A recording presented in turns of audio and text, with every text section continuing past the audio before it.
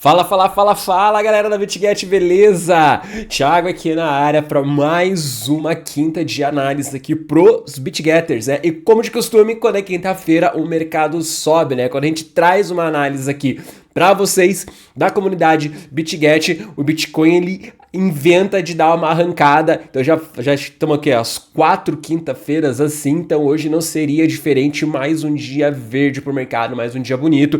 E se você quer ficar por dentro de todo o ecossistema da BitGet, não quer perder nenhuma análise, você tem que estar aqui nas terças-feiras que nós fazemos lives ao vivo aqui no YouTube. Você tem que estar lá dentro da comunidade do Telegram, lá com os ninjas passando muito insight. Aqui na descrição do vídeo vai estar aqui o link. Você tem que estar lá no Instagram, você tem que estar no X, né? É todo um ecossistema.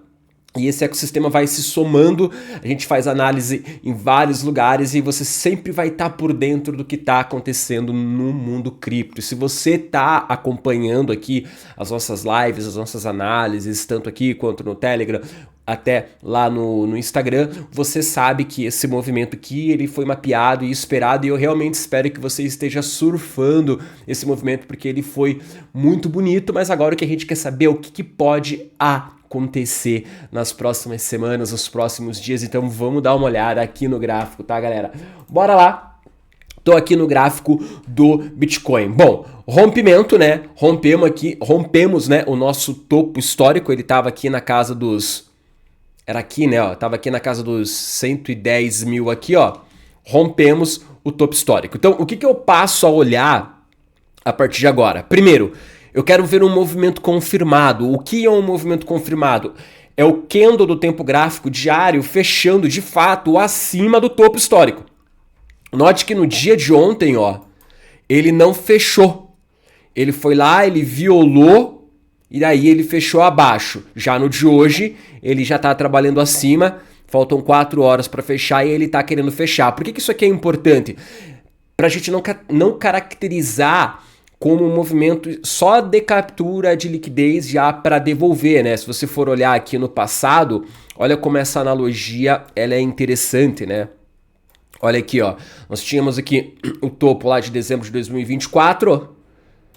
Aí o preço ele veio, ó, ele veio aqui. Isso aqui já era fevereiro de 2025, ó, ele rompeu, fechou abaixo. Depois nenhum candle conseguiu mais fechar abaixo. E a gente começou a corrigir, né? Aqui também a gente teve a mesma situação, né? Quando a gente tinha aqui esse topo histórico aqui, ó, mesma coisa, né? Ele tentou romper, não conseguiu, começou a fechar candles abaixo, caiu. Se a gente voltar no tempo, a gente vai ver esse mesmo padrão aqui acontecendo lá no ciclo de 2021, né? Deixa eu ver aqui onde é que tá, 2021, aqui, ó. Acontecendo aqui basicamente as mesmas coisas aqui no ciclo de 2021. Primeiro naquela primeira queda, ele não conseguindo fechar candles de ignição, candles fortes acima, né? Até fecha, mas depois já devolve e já volta. E aqui também, no caso aqui de quando iniciou de fato, né? O último topo ali pro bear market foi a mesma coisa, né? Ele vem, tenta romper, não consegue romper, e aí ele começa a queda. Então, esse cara aqui é a primeira coisa que a gente vai estar olhando aqui, né?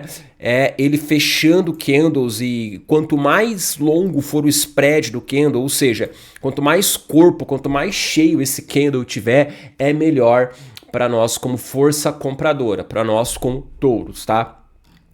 Aí ele fechando esse candle aqui no tempo gráfico diário acima já é um primeiro sinal. E a gente faz o quê? A gente vai lá pro tempo gráfico semanal e a gente quer ver o mesmo padrão. A gente quer ver o tempo gráfico semanal também fechando acima, porque aqui aconteceu a mesma coisa, né? Se você pegar aqui e voltar no passado, ó, ele fez só uma violação, foi lá, rompeu o topo histórico, devolveu tudo e não conseguiu mais fechar nada acima. Então a gente quer ver o BTC fechando aqui acima dessa linha.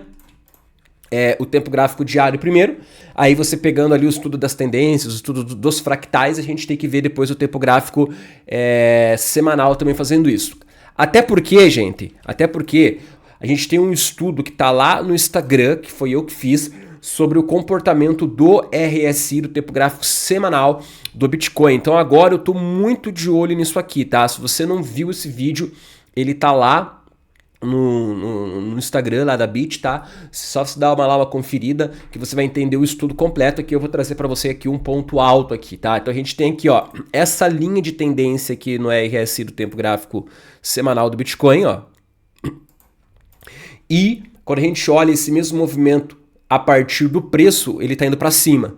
Então isso aqui é o que a gente chama de divergência, né? Divergência bearish nesse caso aqui, que é quando o RSI ele não está acompanhando o movimento do preço. Basicamente o RSI ele é um gráfico de preço plotado em linha, só que ele sempre pega ali os últimos 14 candles, faz aqui uma mágica e plota o resultado aqui, né? Tem uma matemática por trás e tudo mais. Então ele representa a ação do preço também. Só que ele representa a ação do preço não considerando só o momento atual. Ele pega o momento atual e pega mais 14 históricos para trás. Então, o preço apresentando divergência, o que ele mostra para gente? Olha, apesar do momento atual estar sendo de alta, existe aqui alguma coisa que não está encaixando muito bem. Então é uma fraqueza escondida.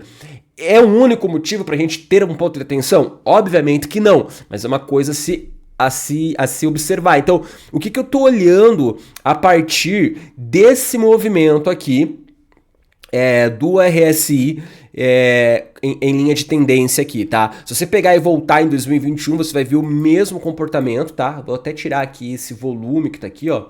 Se você for em 2021, você vai ver aqui basicamente, ó, o mesmo comportamento, o RSI, ó, fazendo topos mais baixos enquanto o preço estava fazendo topos mais altos. Só que a diferença aqui é que o RSI não teve o terceiro toque na linha de tendência. Ele já foi lá direto para sobrevenda, que foi o bear market, tá? E lá no vídeo que eu fiz a análise mais completa lá no Insta, você vai entender o porquê que esse movimento aqui já era esperado ele fazer o terceiro toque e porquê que aqui ele não fez. Mas a estrutura é basicamente a mesma. Então o que a gente vai passar a olhar aqui agora? A gente vai passar a olhar esse terceiro toque aqui do RSI nessa linha de tendência. Então ele tem espaço ainda para subir mais um pouco. Até a casa dos 74, 72, ele tá aqui quase em 70, ele ainda não entrou em sobrecompra, mas se ele for seguir aqui esse movimento aqui, ó, ele pode tocar aqui na linha de tendência, ele é para 74, mais ou menos, tá? E aí a pergunta é, pô, onde que vai dar 74? Tá? Então a gente pode usar aqui o indicador, o RSI Levels, para a gente ver o que acontece. Então, eu boto aqui o RSI Levels, ó, 74 é essa segunda linha aqui, tá? Essa linha primeira é de 70, essa outra linha aqui é a linha de 74, então, 119 mil dólares, tá? Então, aqui, ó, entre 113, 115 mais ou menos, até 120 mil dólares, é uma região que a gente pode estar vendo o Bitcoin tá indo aí nos próximos dias e até mesmo nas próximas semanas, tá? E aí, quando ele chegar aqui daí vai ser uma outra história, né? A gente vai ter que ver como que ele chega, se ele vai ter força para romper, porque se ele romper esse cara aqui, ele passa a usar a maior probabilidade como suporte, né? Porque era uma resistência, e aí ele pode ter aqui mais uma continuidade e ir até a casa dos 87 e tal, e o preço daí poderia ir até 130, 140 mil dólares ele fazendo esse movimento aqui. Mas o primeiro desafio é ele conseguir vencer essa linha de tendência, porque ele realmente respeita aqui, tá? Bom, então, vamos lá, recapitulando aqui Bitcoin. Primeira coisa, ele tem que fechar o tempo gráfico diário acima do topo histórico, tá? Aí depois ele vai ter que fechar o tempo gráfico semanal acima do topo histórico. Ele fazendo esse conjunto de demonstração de força, os touros, né, os compradores, eles vão se sentir mais otimistas para empurrar um pouco mais o preço, e a gente passa para esse outro cenário que está ali entre 114 até 120 mil dólares para ele fazer esse terceiro toque aqui na linha de tendência, e aí depois é uma outra história, aí depois a gente provavelmente pode entrar em uma correção, né, mas aí é outra coisa. Então, quanto mais ele se afastar do topo histórico aqui, ó, melhor. Se a força compradora demonstrar toda essa força aqui e ela conseguir empurrar o preço, né, até a casa aqui dos 120 mil dólares, por exemplo, para fazer o terceiro toque ali, ó, na volta ele passa a usar esse cara que era resistência como suporte. E daí a gente aumenta a probabilidade de ter mais uma continuidade de alta numa possível correção. Então esse aqui é o cenário pro Bitcoin. Bom, ele fechando candles diários e semanais abaixo da linha do topo histórico, a gente pode esperar já um próximo movimento corretivo aqui do Bitcoin, tá? E aí a gente sabe que a gente tem liquidez aqui, ó, abaixo dos 100 mil dólares, né? E isso aqui, ó, é um padrão, é um comportamento do Bitcoin que ele tá adotando aqui, ó, desde o fundo dos 74, que é deixar liquidez sem ser consumidas, né? Então, ó, nesse primeiro ponto aqui, ó, ele andou de lado, criou liquidez aqui abaixo, ó, não veio capturar, já ligou aqui candles de ignição e foi, depois ele começou a andar de lado novamente, deixou liquidez aqui abaixo desses fundos, não veio capturar, já ligou candle de ignição e agora ele está seguindo exatamente o mesmo padrão, andou de lado, deixou liquidez aqui abaixo e não veio capturar. Então, ele pode vir buscar essa liquidez que está aqui abaixo, caso ele não consiga ter sucesso fazendo esses fechamentos de candle diário e depois semanal acima do antigo ATH, tá bom? E aí ele fazendo esse fechamento, a gente aumenta muito a probabilidade de ir buscar entre 115, 114, 120 mil dólares para fazer toda aquela questão do RSI do tempo gráfico semanal. Então é isso que eu estou esperando aqui agora. Pro Bitcoin, acredito que a gente tem a possibilidade de continuar mais um pouco esse movimento aqui, tá? Só precisamos dessas confirmações aqui, porque os candles eles não estão feios, eles estão bonitos, tá? Então se nada de estranho acontecer, a gente tem essa probabilidade. Vamos dar uma passada aqui no Ethereum, né? Porque ele representa aqui as altcoins e a gente tá muito de olho em altcoin, tá? Bom, o que eu tô vendo aqui pro Ethereum, tá? Eu fiz até um estudo aqui que eu postei no X e já tá até que pronto, tá? Bom, vamos lá. A primeira coisa interessante que a gente tem que saber aqui do Ethereum é que ele tem um gap da CME aberto aqui, ó, na casa dos 3.200, tá? Se você pegar lá o CME do Ethereum, lá você vai ver que tem um gap aberto aqui entre 3.200 e 3.500, alguma coisa assim, mais ou menos, tá? Que é essa zona que tá aqui marcada. E a gente tem aqui uma zona de oferta, que é uma zona de oferta principal, né? A gente pega aqui no tempo gráfico diário, ó, a gente vê que é aqui uma zona de oferta. Isso aqui é um bloco de ordens, né? Tem um movimento desequilibrado, ele fechou aqui a ineficiência desse movimento, desse candle forte aqui, só que agora ele tá deixando um padrãozinho interessante aqui, né? Que ele pode estar querendo formar aqui, ó, um cup and handle, tá? Ele pode estar querendo formar aqui um cup and handle, ó. Tá fazendo esse fundo aqui, ó, arredondado, e aqui eu só esbocei aqui um possível movimento da alça da xícara aqui, tá? Retraindo até 50% de Fibonacci para aí depois ir buscar essa região, né? Geralmente o alvo desse padrão aqui, se a gente fosse trabalhar aqui com alvo, ó, o alvo desse padrão geralmente... Deixa eu pegar aqui uma caixa aqui. Ó, ele é a distância do fundo, né, até o topo do padrão, né? Então, aí no rompimento você projeta esse cara aqui para cima, ó, ele vai dar bem lá naquela região mesmo, ó, dos 3.200, que é bem ali no gap da CME, tá? Então, isso aqui tudo vai depender de como vai ser o Bitcoin, tá? Seria interessante o Ethereum vir até a casa dos 2.700, 2.800 aqui, ó, chegar nessa zona de oferta aqui, com o Bitcoin indo lá para casa dos 115, 117, 120, e aí iniciar esse movimento corretivo do Ethereum aqui, ó.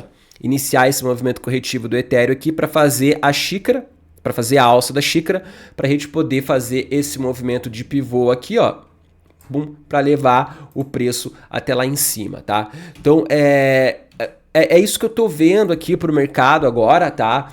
Eu acredito que a gente tem possibilidades ainda de manter um pouco mais tempo essa alta. No momento parece que eu não estou enxergando nenhuma fraqueza aqui no mercado.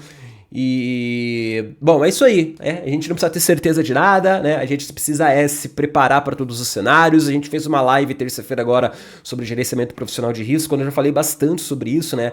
Sobre a gente poder saber trabalhar com a incerteza, saber trabalhar com a probabilidade, e o que faz a gente poder trabalhar com probabilidade, o que faz a gente ser bom para trabalhar com esse cenário de incerteza, que é o que o mercado de renda variável faz, é você trabalhar os três pilares, né? Pilar de técnica, pilar de gerenciamento e pilar comportamental, né? O pilar de mindset. Só uma das coisas não resolve, tem que trabalhar as três, então Não precisamos adivinhar o futuro, a gente só precisa analisar o gráfico dia após dia para sempre tomar as melhores decisões, tá? Então, como a gente faz análise aqui uma vez por semana, convido você para o nosso grupo gratuito lá do Telegram, convido você para o nosso Instagram, convido você para o nosso X, porque ali você vai ter acesso a todo o nosso ecossistema e você nunca vai ficar desatualizado do movimento do mercado. Beleza? Galera, tô indo nessa. Ótimo final de semana para vocês, BitGetters. Se vemos aqui na próxima terça-feira com mais uma live, depois da quinta-feira ou aí nos canais oficiais da BitGet. Até mais, galera. Fui!